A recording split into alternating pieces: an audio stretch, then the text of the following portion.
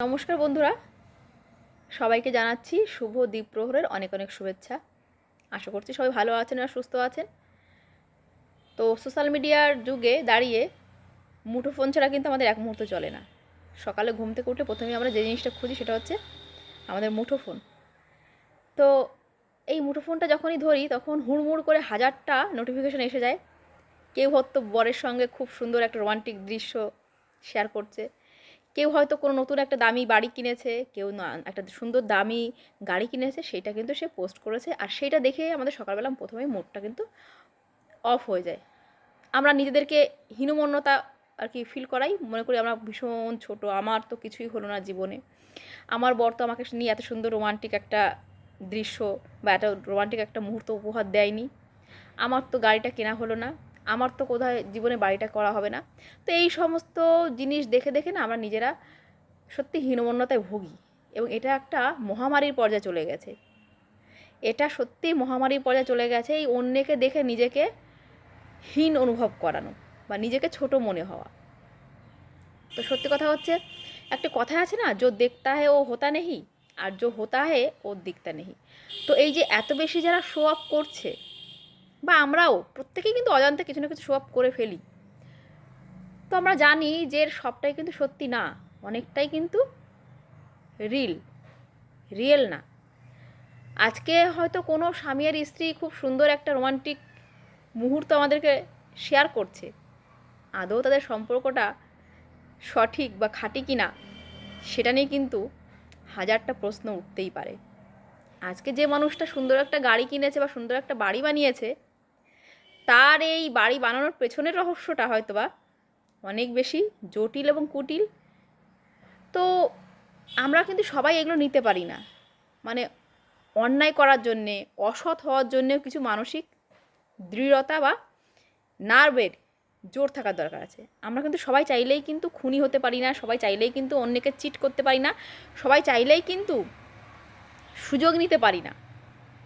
এটা আমাদের সহজাত প্রবৃত্তি যে আমরা সব কিছু সবাই পারবো না। চাইলেই একটা মানুষ অন্যের কাছে হাত পাততে পারে না, আবার অনেকে নির্দ্বিধায় হাত পেতে ফেলে, হয়তো তার প্রয়োজনও নেই সেই জিনিসটার জন্যে, কিন্তু অন্যের আছে তো চেয়ে নাও। এই হচ্ছে ব্যাপার। তো সবাই তো আমরা সব কিছু পারি না। তো তাহলে আমরা কেন অন্যের জীবন যাপন করার চেষ্টা করি? আমাকে তো আমার জীবন যাপন করতে হবে। মানে আমাদের জীবন কিন্তু প্রত্যেককে আলাদা আলাদা প্রশ্নপত্র দেয়। তো আমি যদি অন্যের প্রশ্নপত্র নিজে দেখে নিজের খাতায় উত্তর লিখতে যাই, সেটা কিন্তু আমার জন্য সঠিক নয়, কারণ আমার জন্য তো অন্য প্রশ্নপত্র নির্ধারণ করা হয়েছে। তো এই যে আমরা যারা অন্যের জীবন দেখে নিজে হীনমন্যতায় ভুগি, অন্যের লাইফস্টাইল দেখে নিজে তাকে অনুসরণ করতে চাই, এতে করে না পারি নিজের মতো করে বাঁচতে, আর না পারি তার মতো করে বাঁচতে। মাঝখান থেকে কিন্তু জীবনটাই কিন্তু কখন টুপ করে খসে পড়ে আমরা নিজেরা বুঝতে পারি না, আর আমাদের ভাড়ার, আমাদের প্রাপ্তির ঘট একদম কিন্তু শূন্য থেকে যায়। তো সেই জন্যে কে কী করছে, কে কী বলছে, এটা বড় কথা নয়।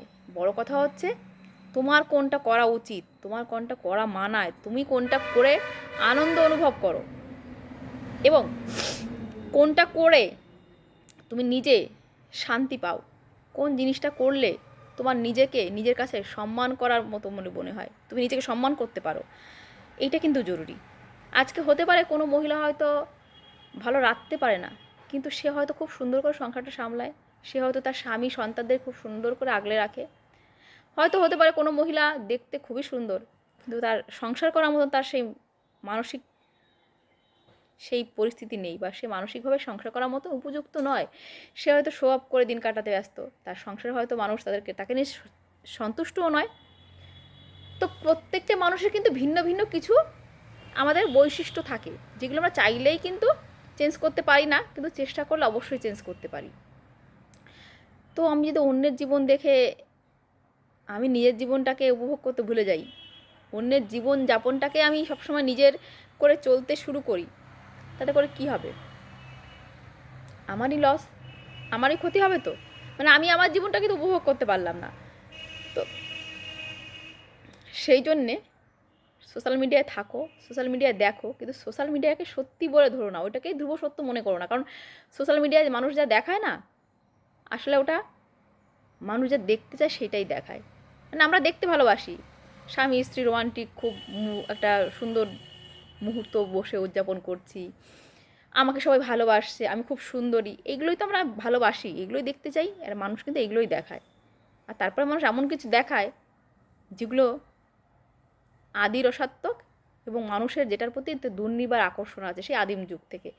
তো কেউ কেউ সেগুলো আর কি আমাদের কাছে অ্যাভেলেবেল করে, আর মানুষ হুমড়ি খেয়ে সেই সব ভিডিও দেখে।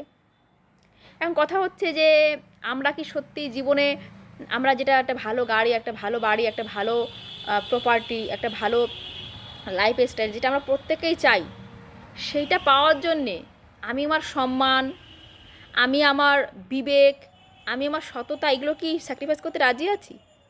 এটা হচ্ছে লাখ টাকার প্রশ্ন।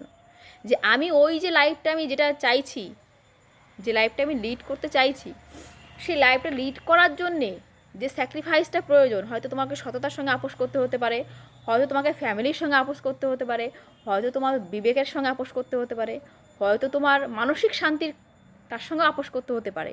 আমরা কি আদৌ সেই জন্য প্রস্তুত? এটা কিন্তু একটা বড় প্রশ্ন। আমরা অনেকেই পারি না, নিজের বিবেকটাকে বিসর্জন দিতে পারি না, সততা বিসর্জন দিতে পারি না, মনুষ্যত্ব বিসর্জন দিতে পারি না। তাহলে কী করে আশা করবো আমরা ওই রকম একটা লাইফ লিড করব? সম্ভব না, সত্যিই সম্ভব না।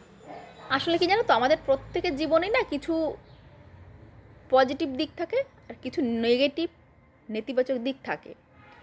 তো যারা তোমাকে তোমার নেতিবাচক দিকটাই সবসময় দেখিয়ে দিচ্ছে, চোখে আঙুল দিয়ে দেখিয়ে দিচ্ছে, চেষ্টা করো তাদেরকে উপেক্ষা করার।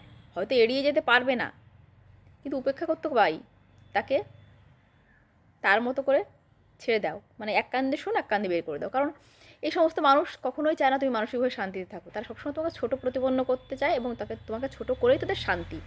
তাদের জীবনের লক্ষ্যটাই হচ্ছে অন্যকে ছোটো করো এবং নিজে আত্মতৃপ্তি লাভ করো।